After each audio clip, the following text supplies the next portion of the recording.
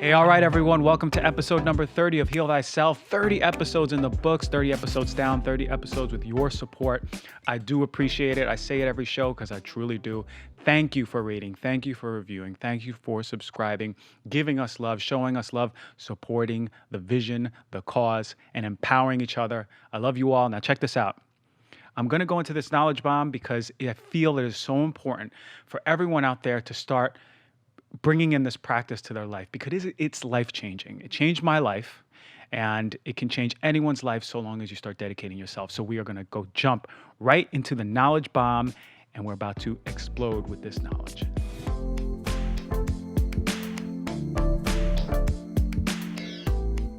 All right, I want to talk to you about one of the most important interventions I've ever done in my life. Now, if you remember the last show, that was a little bit about meditation. And this can incorporate meditation, but it's something as a whole. It's an understanding as a whole. It's something really powerful that I really think that you all should be incorporating into your life. Okay, what this is the power of a morning practice. What is that? Or what's a morning practice? What does it mean? How does it work? Well, morning practices are when you reserve time every morning before you start getting into your other routine of running out of the house, getting in the car, going to work. There's a sacred opportunity we have every morning. And within that sacred opportunity, we have so much control over our day. A lot of us, and I've been guilty of it many times, wake up, grab our phone, start either going through social media, checking our mails, checking our texts, answering, then get out of bed, drag ourselves to the sink, brush our teeth, drag ourselves to the shower, then go eat breakfast if we do, and then we get in the car and leave. And that's okay, but what you're doing is missing the opportunity to take control over so much of your human experience. So much power is in the morning, and I want to share with you a few things, okay? So one thing that I always say is if you want to change your life, change your morning, first and foremost, okay? Because that sets the tone. You understand that a lot of the way we go through life, go through this human experience, perceive life is based on our frequency, right? I always say this. I've been talking about this since 2007. We are like antennas, and when you shift the radio frequency in your car, sometimes you'll hear a little bit of static, and you're like, oh no, that's my favorite song by Nelly. I think it sounds like Hot in Here, but it's static, and you can't really hear it, and then you finally get the right station. Right? Instead of being like 97.1, you're at 97.3, but you kind of hear it. Once you get to 97.1, it's nice and clear. That's what I'm trying to do. I'm trying to help you all have that broadcasting signal that is clear, that is strong, right? So you are in line, what I call alignment, where you are in line to be able to create so many things in your life. So there is the theory of human willpower, right? And the theory of human willpower is basically we wake up with the most amount of willpower that we can have in the morning, right? And it fluctuates throughout the day, much like cortisol, and probably attached to cortisol. Cortisol is the highest in the morning, so there's a willpower, right? Which is the reason why, how many times has it happened to me? I go, oh yeah, I'll go to the gym at night. It's fine. I'll go after work. I don't ever end up going to the gym after work. But it's so much easier to get up, get dressed, leave the house, and go to the gym in the morning. And that's because there's the theory of human willpower. It is highest. Our cup is ready. It's empty. It's ready to be filled up with all the other things throughout the day. But we have a new start every morning. So that theory of human willpower, pay close attention to that because we are most susceptible to making changes right when we wake up. All right. So what we can do is basically pay the biggest attention on what is overwhelming our mornings, right? We have to make key decisions in the morning because we drain our energy pretty fast. And this is why you'll hear and read about all of these CEOs and leaders having morning practices that are very specific, very much so accurate to what they want to do because they don't want to waste any energy in other things. And this is what I heard, like why Mark Zuckerberg from Facebook always wears the same outfit is because he doesn't want to put any mental energy in picking an outfit because he understands throughout time, if you're doing that every single day, that's taking away from that mental energy for the whole day. If you believe that, sure. If you don't believe that, okay. But I think it's pretty interesting. Regardless, what I'm trying to say is you need to create a routine. You need to create a flow. right? And that's something that needs to be dictating your morning. Now, consider this. When we wake up, our brain, our brain in general fluctuates in different stages throughout the day in our waking life, when we're meditating, when we're relaxed, when we're sleeping, when we're daydreaming. There's all different waves, right? Alpha, beta, theta waves. In the morning, our brain is operating at an alpha wave. Alpha waves mean that it's most relaxed and most contemplative, right? So in that moment, we should take advantage because we're just waking up with our brain opening the doors for us to really go and dive deep. So this is the perfect time for mindfulness. This is the perfect time for looking within, right? This is the perfect time where we can access our subconscious. You know, that subconscious that's all stored all over our body that is dictating a lot of these things. It's like an iceberg, right? And then you see the tip of the iceberg, and then under is your whole subconscious. Well, this whole subconscious is really a big driver of your life. So you really need to get in touch with it and see what is sponsoring so many of your thoughts, words, and actions. So let's start. For me, my morning looks like this. I wake up. Sometimes, and not lately, but I do recommend having a journal by you, right? Because, like I said, remember you can access your subconscious because when you wake up, you're in the best contemplation state. So you grab that journal and you can write. And what you're doing is, if you're doing it 10 hours later, you're not accessing that peaceful alpha brainwave state where you can write down some deeper stuff, and that's so important, right? I'll get up, so I'll journal. For me, the key is to get out of bed. Right, it's easy to stay in bed because what you want to do is all of a sudden get real comfortable, get on your phone. So I get out of bed, I'll make it, and then I'll journal. I have a little desk area. Once I'm out of bed, I'll move around, I'll move my body, move my joints, start drinking water. Have to drink water in the morning. We are most dehydrated in the morning, right? We lose the most water throughout night. So you have to. For me, I drink about 1 liter of water before I even leave the house, right? Then I'll do my ritual with dry skin brushing. I'll brush my teeth, I'll take a shower, hot and cold, and then I'll get out and I'll do some meditation, visualizations, affirmations, gratitudes. That's the way I design it. Now, I'm going to help you design your morning, and I'll give you some really good tips if you're not good at following routines. But remember, your morning is sacred, right? Because this is the time that the outside world, it's one of the only times in your whole day the outside world is not influencing you, right? And look, I'm talking from me not living with kids or wife or anything, so I have the luxury of being by myself in the morning. But you can still create alone time in the morning as best as you can, even if you have a full family or kids running around. Take whatever time you can in the morning to have that without the outside world influencing your thoughts and words and actions, right? It's a must. It's a must. It's a must, okay? So the number one monkey wrench is your phone. Do not grab your phone. Keep it on airplane mode. Right? If the alarm goes off, don't put it on snooze, right? You're already setting the tone for procrastination. If your alarm goes off, wake up, don't go through it, leave it on airplane mode. I actually have the red light filter on my phone, so the stimulus of the colors are not drawing me in, right? One thing that I do as soon as I get up is I open up the blinds, and what I do is I let the sun hit my face. By letting the sun hit your face, you're actually activating something called the cortisol awakening response. The cortisol is supposed to be very high in the morning, and it's supposed to drop down throughout the day, right? So that's going to be really important at setting the tone and rhythm throughout your whole day. So what I do is I go straight to the window, open it up, let the sun hit me, okay? How can we start incorporating it? Well, I want to talk about something called habit stacking, and this is based on BJ Fogg's Tiny Habits program. So habit stacking is like this. Before or after blank, I will blank, right? Because if you have ambiguity in saying, well, I'm going to get in tomorrow morning, I'm just going to get in some visualization. Tomorrow morning, I'm just going to get in some meditation. Tomorrow morning, I'm going to get in some movement or yoga. Well, for folks like me, I need a plan to execute it. Otherwise, if it's ambiguous, it ain't happening.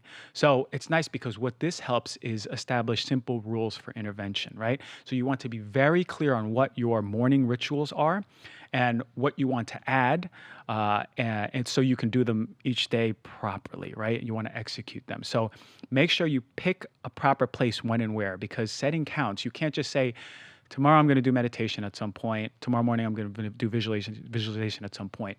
Instead saying, tomorrow I'm going to meditate in my room for, tomorrow I'm going to visualize in my front yard in the sun for 10 minutes, 15 minutes, whatever it is.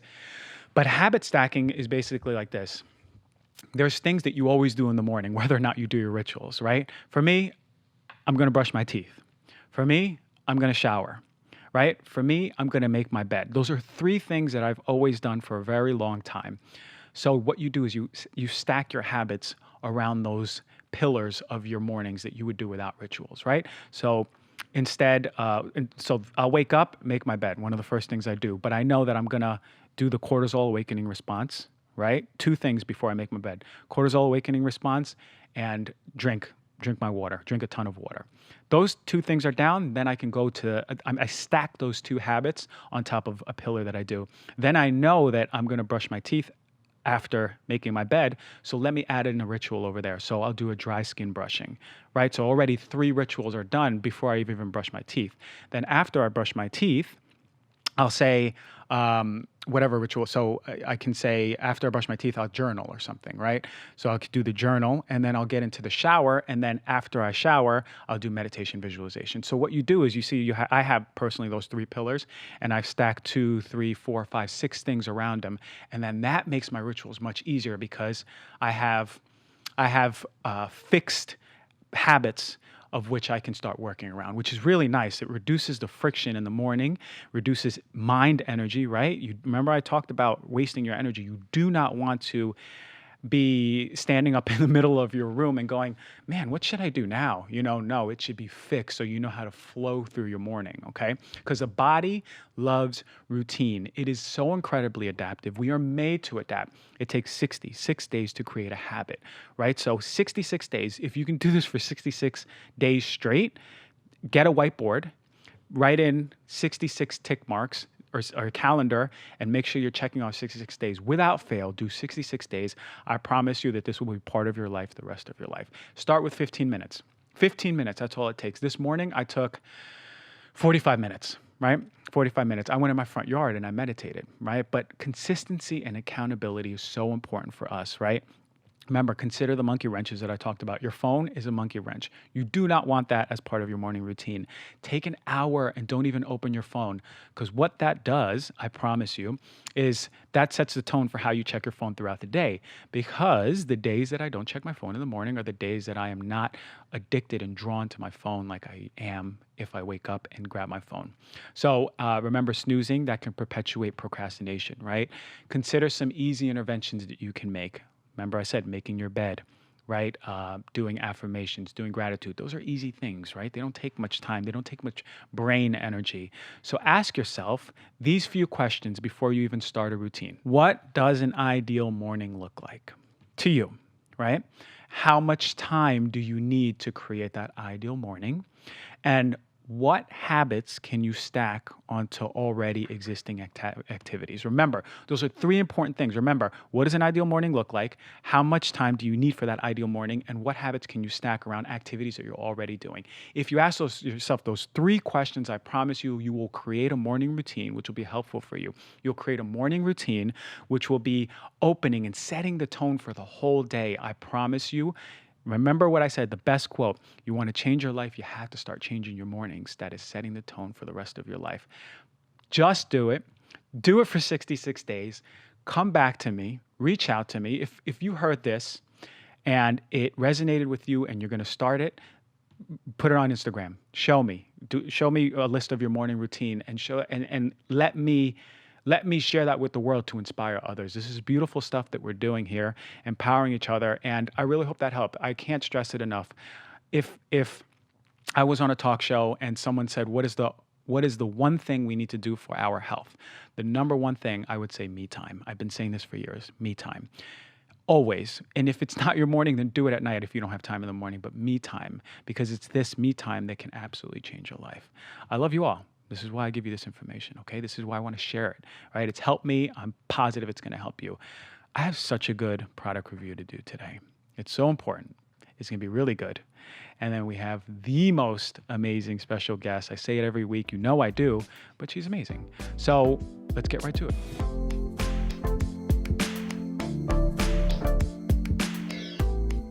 All right, everyone. Today I'm going to review green tea. Green tea is one of my favorite drinks. I think it's one of the most nutritious drinks or foods on earth, but you gotta select it right. You cannot be drinking the crap. And I'm gonna tell you which ones I like and which ones I don't, in whatever fashion you appreciate. So, green tea is very high in polyphenols. Polyphenols are super antioxidants. As I mentioned, one of the healthiest foods or drinks on earth. These antioxidants basically stabilize oxidants in the body. We're always being exposed and creating oxidants through metabolic processes, through breathing in pollution, from eating crappy food. You're creating oxidation in the body. The key is to have those neutralized by a high amount of antioxidants, which is beautiful. I love green tea because, yeah, it has caffeine, but it also has L-theanine. L-theanine is a very relaxing constituent within green tea. It actually, as I mentioned, if you remember from this morning, talking about alpha waves, it helps create alpha waves in the body. One of the only constituents or nutrients or supplements that can help create alpha waves. You only really create those when you're waking up in the morning and in meditation. You fluctuate between alpha and theta waves. So really amazing stuff. That's why usually the caffeine in green tea doesn't get to people the way coffee does. So it's wonderful for metabolism. It's the belief in the studies are showing that it helps increase metabolism in the body, certainly helps protect the brain. Alzheimer's, dementias, different things like that would be wonderful. And the capacity for its antioxidant action is wonderful at also reducing brain oxidation. So that's wonderful. I love it. Most study for breast, colon, and prostate. And that's why I always recommend it to my breast cancer patients. Always, maybe 3, 4, 5 cups a day, or even matcha tea, which is really going to be stronger and higher in those constituents. But really, it's just having these folks drink green tea. We all should be. They're doing it right in Japan. Helping reduce blood sugar. It's been found that folks who drink green tea live longer, reduce death from all causes, reduce heart disease, reduce stroke. The issue is with tea, green tea, and almost all teas really, so you can even take this as a review of all teas, is that the tea leaves, the plants, are hyperaccumulators, right? They suck up, kind of like rice. Like rice sucks up arsenic. These tea leaves suck up a lot of, basically whatever it's introduced to. So heavy metals, pesticides, food coloring, GMOs, fluoride, which I had a whole show on. They just suck it up. And then what happens is we put it in we steep it, goes into our tea, and then we suck it up, right? So there was an investigation. So majority of tea that comes from China is going to be high in all of these things. All the teas found in this study were high. That there was run about a few years ago. It was 29 different pesticides that were exceeding federal limits. It's crazy. So there's really poor regulation in tea. Remember that. You cannot just go and buy tea at your local supermarket and say, yep, well, I'm going to start drinking tea. You have to really do it carefully. The other issue is the tea bags. Tea bags have something called epichlorohydrin, and this is a carcinogen. You don't want it in the tea bags, right? And these are like the papery ones. The other ones that are more silky have nylon or polypropylene, and they're not really stable in hot water. So you really want to choose more like the loose leaf teas.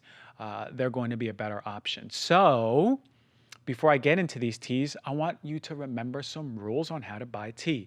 Always choose organic. Always choose non-GMO if the label's there. But always choose, remember, the organic label is more powerful than the non-GMO one, okay? Turn down any tea you have in a restaurant or a cafe or a diner, right? They're going to be using the cheapest stuff, some of the stuff that I brought in for this review, okay? Remember, if it has natural flavors and it doesn't have any other labels of standardization for quality, you want to stay away from natural flavors. They can be ambiguous, right? Make sure you read the labels very carefully. Go for the loose leaf tea, as I mentioned. Always use filtered water. You don't want to use faucet water when you're drinking tea. Always use filtered water. And when you steep, remember to steep between 1 to 3 minutes. Any more, then you're started to bring out all of those constituents that you don't want in your tea, especially if it's a poor quality one, but you really want some tea. So pay really close attention to these things. These are some rules on how to choose tea, how to buy tea, how to consume tea. But now, let me go over some of my favorites and some of the worst out there, okay? As always, I always like the bad news first, and then I like move into the good news. So I'm going to start off with one of the worst teas that are available, Celestial Tea. Celestial Tea. This is the matcha one that they have. They actually got a little bit better from the report that investigated them a few years ago. It has a non-GMO label. Okay, great. That's wonderful. If you look in the back, it has some organic matcha. It has green tea, but organic matcha. Okay. No organic label, but organic matcha. But it was found to be one of the worst teas on the market. 91% of them had pesticide levels exceeding federal limits. It also has a natural flavoring. It have genetically modified ingredients, which now it doesn't, so that's good. But it did when the study was looking into them. It was found to have harmful packaging. Remember, I said the tea bags, and then just overall not really a good tea. So if you have Celestial seasoning, if it's in your office, don't drink it. Buy your own. Get a high quality one. Okay. So Celestial seasonings tea. It is not the season for Celestial. Keep it away. Keep it away from your family. Lipton is the other one. Lipton was found to have high levels of pesticides in this investigation, genetically modified ingredients, and harmful packaging. So Lipton is not as bad as Celestial, but still really crappy. The one I have here is the Magnificent Matcha Tea. No organic label, no non-GMO label, really not much of anything. And the ingredients don't have natural flavors, but it's just green tea and matcha. Remember, they suck up everything that's around it. Fluoride, pesticides, herbicides, heavy metals. So no reason to just be drinking Lipton tea if you can be doing better. So no, Lipton, no. Bigelow tea, it's a little bit better, certainly not good. No standardization labels, no anything. What we do see though is that the ingredients, this is the matcha tea. It has some turmeric, right? Turmeric, if you remember our show with Chief Spice Mama, she spoke about turmeric and the standardization and the poor quality turmeric out there being abundant in heavy metals. So really important to understand that with this tea and specifically, what we see is we have other ingredients, right? It has green tea, dandelion root, chamomile, nettle, turmeric, fennel, matcha, cracked pepper, natural cayenne pepper flavor. I don't know what that is. And other natural flavors. Remember, I had the whole thing on natural flavors being very ambiguous, can be derived from crude oil usually. So unless it's organic, I really don't care for this. All of these, even if there's herbs like dandelion roots or fennel, you still want that organic, right? You want to know where it's being sourced. I don't like Bigelow tea. It's still in the group of Celestial and Lipton of poor quality. All right. So let's get to the good one. Mind you, I talk about this, but I have no affiliate with them. But this is the one I have at home. It's Peak Matcha Sticks. They are not in those bags. Remember I said the plastic or the silky or the paper or the silky bags, they still have these chemicals. The Peak Matcha Tea, they come in, and I will show you. Actually, I ran out of them. So they come in these little packets, these little sticks. You open it up, you can put it in hot water, you can put it in cold water, regardless. This is ceremonial grade matcha. If you see, it has the USDA organic label, already beautiful, wonderful stuff. And then if you look closer into it, you will see that this company does really good work. Why? It is quadruple toxin screened for pesticides, heavy metals, toxic mold, and radioactive isotopes, meaning that this is one of the most purest, cleanest, high-grade quality matcha green teas out there. Ultimate purity, safe for drinking, wonderful stuff. This is how companies should be doing it. I understand that Encha tea is another option, like Peak Tea is another, competitor of theirs, but a really high quality one too. So remember those how to buy green tea, those little checklists that I mentioned. Other companies that are pretty good are Numi, Traditional Medicinals, and Yogi, although Traditional Medicinals is a little bit better than Yogi. Eden, Organic Stash. So yeah, very easy. Now we know how to look for tea. Get on the green tea train if you haven't. Green tea is wonderful. It's so clean. It's so powerful for our health. Just make sure you get a high quality one, okay? So yeah, I really hope that helped. And if there's any questions, of course, always reach out to me. It's all love. We're going to get healthier. We are healthy already. Just say it, declare it to the universe. Beautiful, beautiful product review.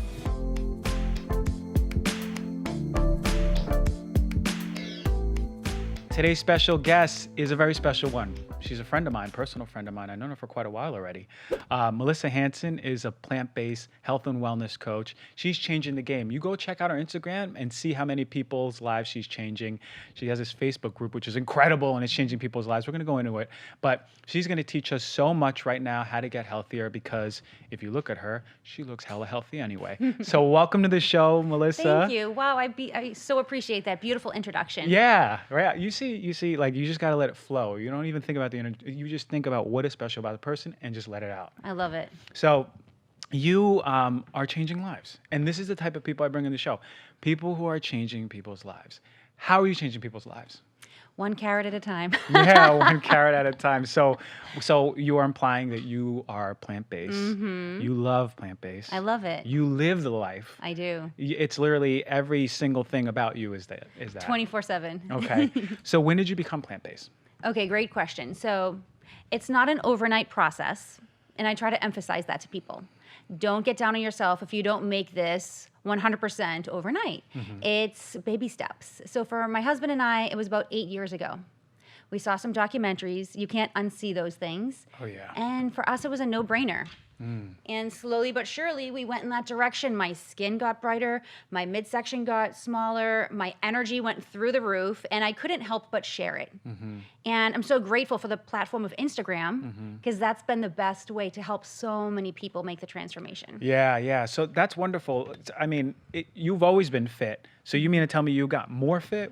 I just got tighter. Like, there is a layer of inflammation on everyone, right? Mm-hmm. But when you cut out the processed foods and you cut out the animal products, you'll feel your clothes fit you a little bit looser. Everything just feels a little tighter and a little better. And that achiness in the knees goes away. The brain fog lifts. There's just so many wonderful side effects. Yeah, I love that. And I can attest to that, because I've so many of my patients, it's just a matter of the diet, the standard American diet, is so horrible. It's so poor for health. And there is people, to me, we live in this bubble, and we just think that everyone at least eats a ton of vegetables, but it's not true. And there's even people my age, younger, who you would think, now with more consciousness, the importance we know about health, it's still not true always. So, but those first 6 weeks are the most incredible, right? Mm-hmm. With that transition. Is that what you see with your people? Absolutely. Yeah. So what I do is I say, look, anyone can do anything for 40 days, right? Get the idea of keto out of your head. Get paleo out of your head. Take vegan out of your head. Just concentrate on setting aside a time to take a vacation from processed foods, okay? Mm-hmm. Let's just try our best to do this for 40 days, plant-based, see what happens. Mm-hmm. It changes their life. They don't realize how good they can feel until that. And then they're just on top of them. There's no words. Yeah, the body's incredible because it is so powerful at adapting, right? We forget what it was like to feel good because our body is so incredible at adapting, right? So we have this knee pain. Oh, yeah, we have this pain, but our body has created adaptability. So we go, it's painful, but it's not as bad as it was in the beginning. It's because we got used to it. So it's really palpable, that change for how they feel. So what are some of the things that you hear from people? What is common when they make a transition? Okay. First and foremost, they say, I don't want to go vegan. I'm like, I'm not telling you to go vegan. Let's just cut out the junk, add in the good. Well, I'm afraid I'll be hungry. You won't be hungry. Mm-hmm. You can eat as much as you want. This is about abundance. Mm-hmm. This is not about deprivation. Mm-hmm. Well, it's boring. Trust me, my friend. It is so not boring. Yeah. There's Pinterest. There's hashtag Justin's Lunch. There's so many plant-based options out there that taste so darn good. There's so many restaurants that are offering more plant-based options. So there's so much variety, so much more variety than people ever could imagine. And then when they start getting into it, they're like, whoa, this actually is good. And I'm not hungry. So all of those fears go away. Yeah, I think the most important thing to understand is that we are now incorporating more fiber into our diet, right? It's satiating us more. Rather than having some trans fats or processed oils that's filling us up, we're now having really, really, really important nutrients like fiber that we find in abundance in plant food, which can totally change the climate of how your digestive system works, right? Exactly. You know, I love talking about the gut microbiome. It's everything. Gut health is everything. Yeah, yeah. So we learn in naturopathic school, like in the first week, that when you're in doubt with anything with a patient, you just treat the gut. You just treat the gut, and 9 times out of 10, they're going to be getting better. But that's something we see a lot of in the clinic, right? A lot of people present with gut issues, right? IBS, you know, they'll have constipation, diarrhea, bloating, burping. Do you find that folks like this who are transitioning or working with you, are their digestive systems improving? Yeah. Oh, 100%. Yeah. And what I try to explain to them is fruit is not the enemy. Take the idea of demonized sugar out of your head, because fruit is so cleansing. Vegetables are so healing. And when you have these things, your gut microbiome starts to balance out for the first time and sometimes ever. Yeah. So they just feel like a new person. Yeah, yeah, and that's what it is. This is what I say. Like all those processed foods, all those snacks, a little bit at a time. It's like causing damage, eating away, disrupting our microbiome. It's man, I saw there's this science page that showed what they call an electron microscope. Electron microscope will show some really tiny pictures in detail. Like you can see an ant's full face on these Whoa. microscopes. Yeah, they're the most amazing photos. But they had a picture of the microbiome, and it was literally like a bunch of little tiny buggers just hanging around the intestine, like millions and millions. And to think that, just to see that and understanding that that is the community that is influenced by every bite we take, you just create even more of a relationship. I would actually submit to everyone to look at electron microscope pictures of the microbiome, and it's beautiful. So yeah, back to that. Like, so when we're giving our body that food, right, that fiber, all those buggers that you see in that picture, they're dancing and having a party, and that's the most beautiful thing, because that can help resolve so many digestive issues. So what about weight loss? There's a lot of people who are listening and watching who have issues, stubborn issues with weight loss. You know, that's the big thing. You know, I can't just lose that last 10 pounds, or every time I lose 10 pounds, I gain it right back. You see some of that stuff too? That is the biggest reason why people come to me, because they can't seem to lose weight. And I say, first and foremost, change your mindset. If you say I can't lose weight, you're not going to. That's a first step. That's everything. Change your mindset and stop looking at the scale as your success. Your new scale of success is how your clothes fit, how you feel, how's your energy level, how are you sleeping at night. Look at that. And then as you continue to eat the plant-based foods, without even thinking about it, the weight just starts to release and it just goes away. In fact, don't think of it as losing weight. Think of it as letting go of weight or releasing weight. Yeah. So the mind has a lot to do with it. It does. And I've actually been reading a lot about the mindset when it comes to weight loss, and learning a little bit more about that. I think it's incredible because you can do all of these things, but the mind-body connection is so powerful that can hold you back. So do you walk folks through the mindset stuff too? Yeah, I direct them to certain podcasts such as Joe Dispenza, of course. And he's coming on the show soon, you know? No way. Yeah. So we're trying to set it up. That's going to be huge. I know. Yeah, he's my guy. Like, I've been Amazing. a fan of his for 10 years already, you know? Yeah, the information he shares is life-changing. Yeah. So anyway, you'll direct them to Joe Dispenza. I'll direct them to that. There's so many different podcasts that can help educate us. Like, you don't have to go to an expensive seminar. You can go on YouTube.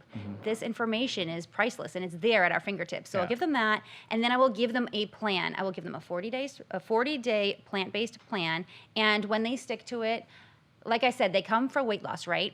But what ends up happening is their hormones start balancing out. They write in the Facebook support group, I no longer have hot flashes.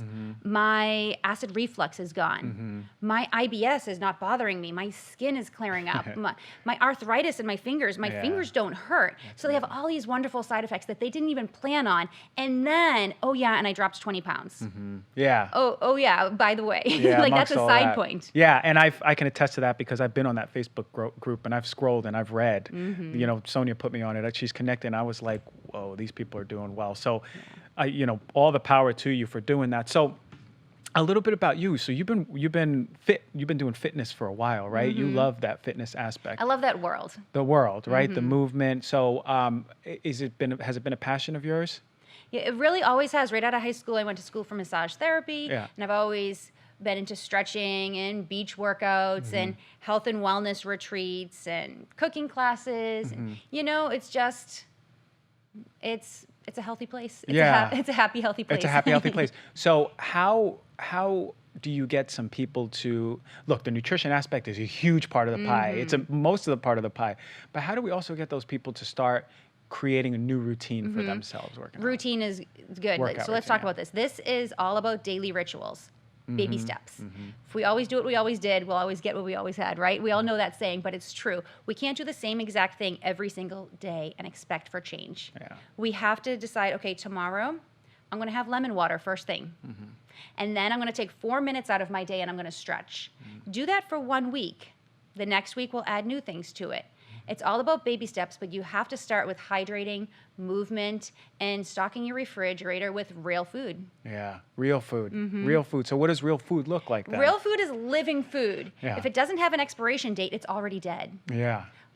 Everything has energy. If you eat living food, you feel alive. If you eat dead food, you don't feel so good. Yeah. So, just eating living food in abundance. Make sure it has a variety of color.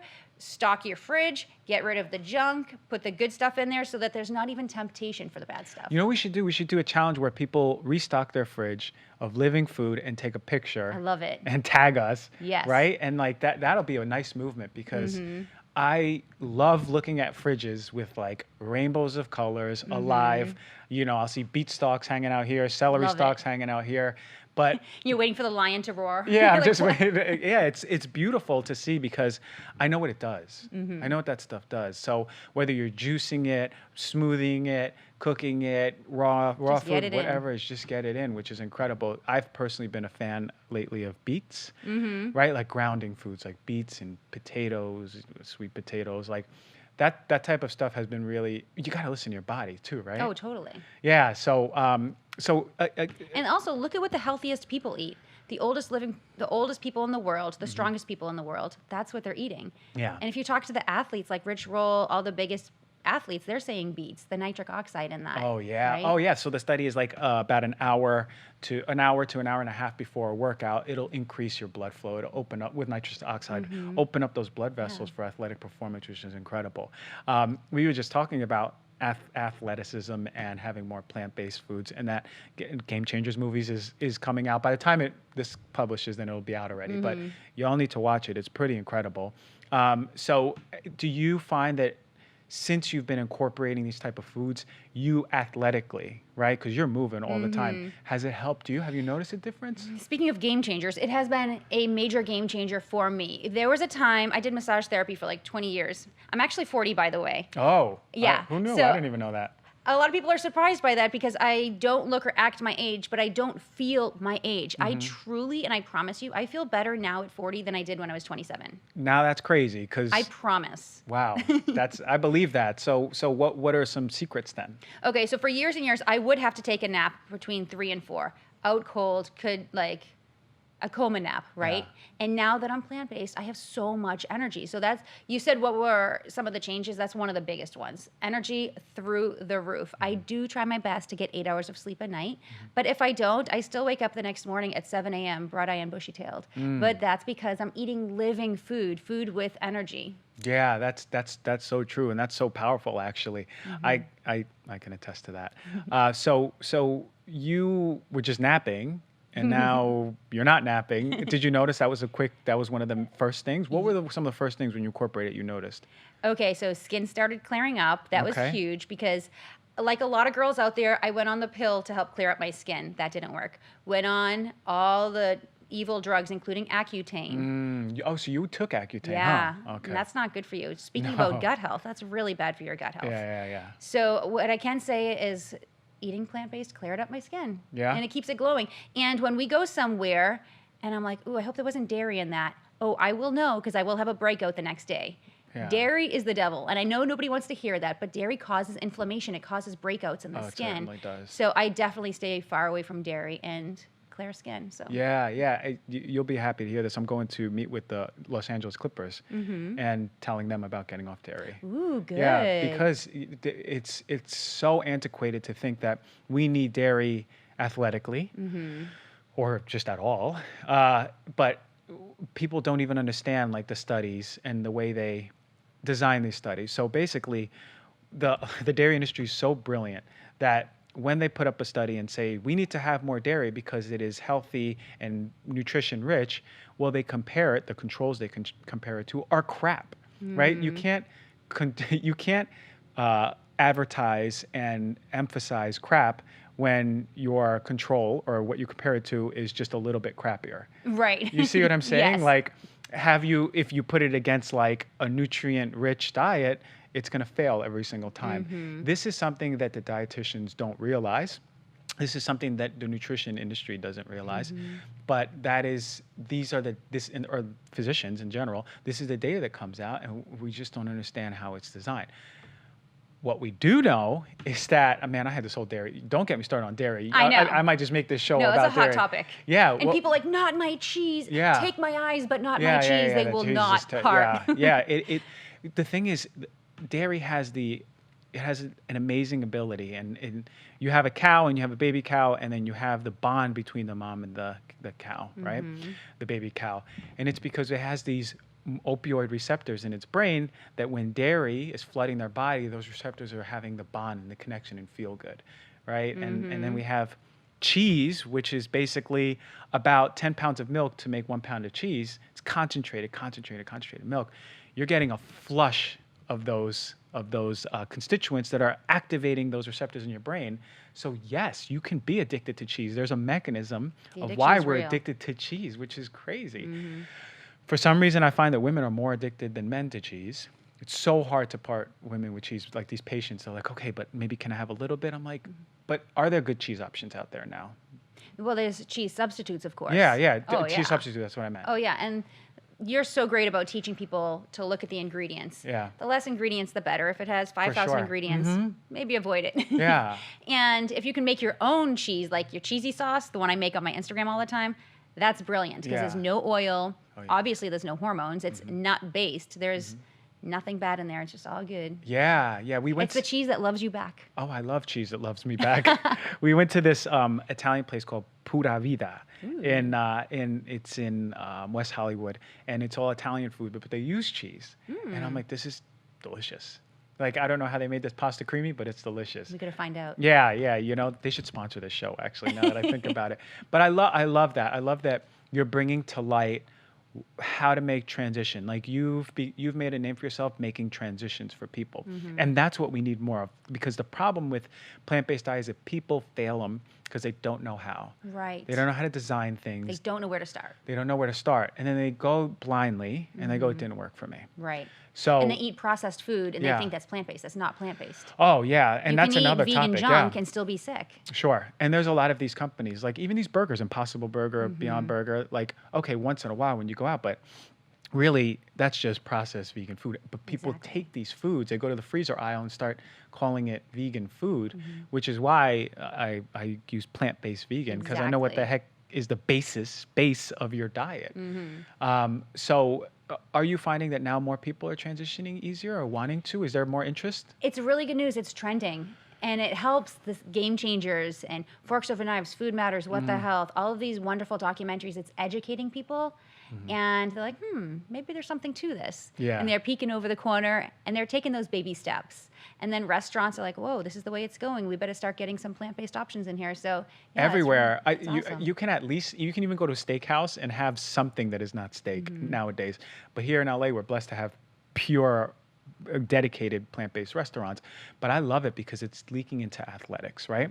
Some of my favorite basketball players when I was younger or now, they are incorporating plant-based diets. Did you know that, like, this is the crazy, you'll see in the Game Changers, like almost half of the defense of the Tennessee Titans who went to the playoffs the first time in like 14 years and who won their first game last week, like by a lot, is plant-based. I did not know that. You know, That's incredible. Yeah, you have their chef, one of the linebacker chefs, the wife, she just started making it for him. He was getting ridiculed by his teammates, like, what are you eating, rabbit food, you know? Of course. Because, you know, it's a very different, the belief system is that we need protein and protein and protein and more protein, especially in football, right? We got to beef these guys up with animal flesh.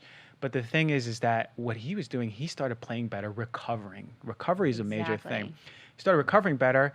Next thing, all of a sudden, his teammate goes, what's going on here? So his wife started making him food. And then she created just this program where she's delivering food to these players, starters on the defense, and they're playing so well. And it's recovery. And you know what I love about that? It wasn't forced on them. No. You can't bully somebody No. into being healthy, but you can lead by example. Hell So yeah. they watched him, they saw it, and they got intrigued. So that's Yeah. amazing. I love that. Yeah, and then so after Sundays on games, they'll all go to her house Aw. and they'll have like a huge feast of vegan plant-based food, and they're satiated, they're healthy, they're recovering well. I think that everyone needs to know that when it comes to recovery, we need to shift this paradigm of believing that we just need this, right? We just need to drink milk for recovery. Ugh, so gross. Yeah, it's just gross in general. But yeah, and then understanding that we can get like these nutrient-rich plant-based foods that they know what to do, and that's the big difference. So I love that people are losing weight with you. I love that you're transitioning them. How there's going to be people listening and going, okay, Yeah. well, how do I find her first of all? Yeah, so first and foremost, find me through my Instagram. That's the best platform that I use. Melissa_Hanson with an O-N. And just direct message me. I'd be so happy to get you on a weight loss transformation, athlete transformation, and help you make that transition. It's not painful. It's not boring. No, it's not boring. It's not expensive. Plant-based foods are not expensive. You'll Yeah. save money. And when you make food from scratch, you know what's going into it, and you're saving money, and Yeah. you're doing your body good. Yeah, and there's something powerful behind making your own food, or just being behind what is on your plate, because it's a different energy. It's a different energy when you're giving love to what. Look, everything's energy, right? It's real. Yeah, There's no denying it. Yeah, you can just with intention being like, I'm giving myself nutritious food. You know, I don't tell many people this, but before I eat, I'll do like a little affirmation, like a quick meditation, like, I am consuming nutritious food. I'm blessed to have this food. It's high vibrational, live food, enzymes, Absolutely. minerals, nutrients, phytonutrients, and I'll eat it. And I swear to God, it could just be, you know, week old spinach. But I'm telling you, there's something, we have to pay close attention to what our relationship is with food. Absolutely. Yeah, so resistance can be a major issue, but understanding that, like you said, it's not super expensive, right? It's You know not what's hard. expensive is being sick. Oh man, that's the quote of the podcast right there. It is. It sure is, especially Like, what is- chronic disease. 100%. And what is more important to invest in? Your health? I mean, what's more important than that? Who Yeah. cares about the houses and the cars? If you don't have your health, what You do ain't you got have? Like, nothing. let's take preventative measures right now. Take care of our body. Let's not wait until it's in a state of emergency. Yeah. And feel good. Yeah, and we have to change that. So we need to be more assertive in our lives, because we're all guilty of it. Like, you know, we have bad posture, don't work out, and we just start doing something when pain arises. Exactly. Right? And that's the whole physical body. But there's so much more. Like, we don't do something till we're about to get a divorce. You know? We don't do something till we're about to lose our job. Right. But let's be more proactive, right? And I spoke about habit forming, like how to create your habits earlier on the show. And let's start intervening. And I talked about this thing called habit stacking, where you have like these pillars of what you do normally without rituals, and then how to put your rituals around them, stack them around each thing. So you can do that with your food too, right? Like, you need to eat dinner, so how can you stack some habits? Like, today for dinner, I'm going to get greens and red. I Right? like Some like that. red peppers or just green greens. And then for lunch, stack some other colors around your meal. So then, you know, you got all the colors of the rainbow all of a sudden, you know? Exactly. And you're eating your medicine. And you're eating your medicine. So I love what you're doing. And you have a program, you have a Facebook group. The Facebook support. Oh, the support is everything too. Community based. There are people that say they live in middle America and they're in a food desert. They're like, you don't understand. There's nothing healthy where I live. And nobody cares about their health. When they can go into that Facebook support group and they feel like they have a community of people who care about getting well, and they feel like they're having their hand held, it makes all the difference in the world. Yeah. And people have said that, like, I don't know if I could do this without the community support. So yeah, it's true. We're social beings, right? We yearn community. Why do you think that the centenarians, which are like the oldest living groups of people throughout the world, they live long because, yes, they eat mostly plant-based diet. Some are pure vegan, some are even pescatarian. But the other thing is community. They have different, they actually have terms for community in each of these. And like what they'll do is they'll know their neighbor. They'll have Sunday dinners with everyone. That community and friendship, that's really important. So I think the most brilliant thing, aside from what you're doing, is having that Facebook group.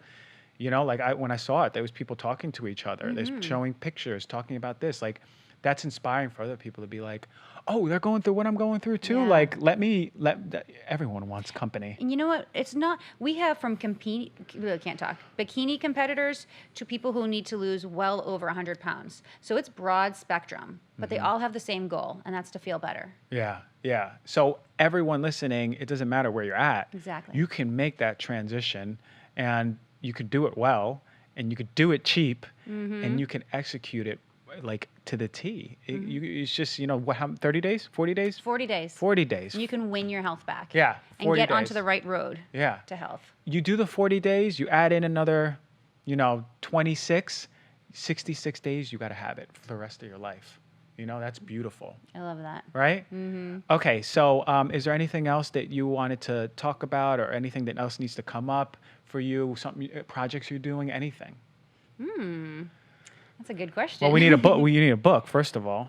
I don't have a book in the works. You need one. You think so? There's no book out there that properly holds people's hands how to transition. The transition book, and you need to write that. Oh, I like that. The transition book. You have to. I'm going to work on that. You've already manifested it for me. Yeah, so please, I'll write the foreword. I love it. Yes, please. Okay, so we all heard that. Yeah, we all heard that. All right, it's documented so forever. Honestly, right now, all my time and energy, it was going into health retreats, and I loved that. Love it. Mind, body, everything about that was wonderful, but I could only help maybe 30 people at a time. This way, I'm able to help the masses. So my energy is going into the support group of my Facebook support group and getting people onto this program. So if you have any questions whatsoever, please do not hesitate to reach out to me. I always answer them. That's they good. flood in, but it's my passion to help people. So. That's good. So all right. So before we end this, what are 3 things that people need to do to properly transition? Can you think of 3 things? Hydrate, first and foremost. Hydrate. Why? People they're surviving on coffee. Oh, God, I know. They're still drinking diet soda, which hurts my brain. I don't know why. So hydrate, first and foremost. Number 2, move. Oh, yeah. You've got to move. Yeah. You can't sit in a chair all day long and then on your couch all day long and then in your bed all night long and expect to feel good. You have to move. Yeah, we are not evolutionarily made not to move. We hurt more when we don't move. It's so true. That is so true. I've really gotten into my exercise routine. I'm not sitting, at a desk much anymore. Good. And I'm not tight. I'm really not tight as I was. And I love that you said move. Movement is so key. All right, sorry to steer you away. It changes your mindset as well. It does. So it kind of goes hand in hand. People who are depressed they're not moving as much. Their breathing is more shallow. Yeah. Their body language is closed up. So movement has everything to do with emotion as well. So of course, I'm going to say movement and mindset, 2 of the same. And then, of course, stocking your entire refrigerator, pantry with real food. I'm not saying throw away the junk, just don't buy any more junk. Let's go that way, okay? Yeah. So we're not looking to waste, but don't buy any more junk. Just buy real food. Yeah. Because food is medicine. It sure is. Yeah, I tell people, when I go food shopping, I look at every color and I say, when I'm like checking out, I go, do I have every color? Yellow, orange, red, green, blue, violet. You eat the rainbow. Yeah, just so I know it's there. So then I have at least 3 days worth of yellows and greens, just so when you stock your refrigerator, you're set, and if your food is rotting and you're throwing it away, you're not eating enough or you're not making enough, nutritious meals. So hold yourself accountable. Get food to make, and meal prep, right? Yeah. Okay, so a couple things about meal prep. If you feel like your food is wilty and rotting, don't worry. Wash it, chop it, throw it in the freezer. Now you have it for smoothies, for soups, for stir fries. Love it. Okay, that's a good tip. And then what was the other thing that you just said? Well, I talked about the important Food prep, you said. Yes, food. Yeah. So for food prep, a great way to save time is make massive batches of whatever. Leftovers are life. We're all busy, right? But we can do the leftover thing. So make a big dinner. Now you have lunch for the next day. Yeah. This is really not complicated, but you're going to get these little gems on my Instagram. Yeah, when you I guys share work these little together, you do. tidbits. Yeah, it's beautiful. So thank you so much. I think there's so much value in what you're doing. There is value. I don't think it, because I know that I've seen people go into a plant-based diet and fail and fail and fail because they couldn't do it. Right. They go, had no direction. And I always said to myself, there needs to be like one resource out there where people go, everyone is flooding it. So they go, this is how I do it. You create the habit and it's a wrap. The rest of your life, you're at least getting vegetables and you know what you need to do for you and your family. So I commend the work that you're doing. Thank you so much for coming. Do you have a website? HansonsKitchen.com. I love that. HansonsKitchen.com. Thank you, Melissa. Thank you so much, Christian. I appreciate it.